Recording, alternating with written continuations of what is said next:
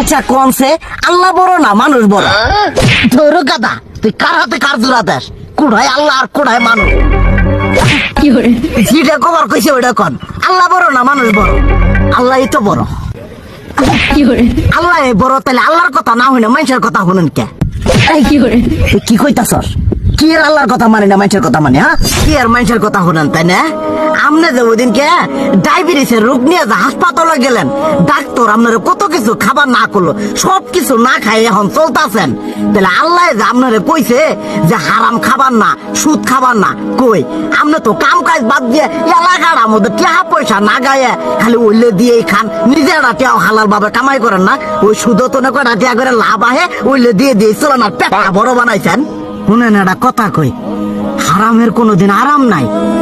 হালাল পথে রুজি রোজগার করেন, প্রয়োজনে এরা বেলা কম খায়েন, তাও শরীর পিণ্ড ভালো থাকবো, কোনো রোগ বেদও হবো না, আরামও পাবেন, আল্লাহও খুশি থাকবো। তুই আমার এইভাবে বুঝাবি আগে কইলি না কে?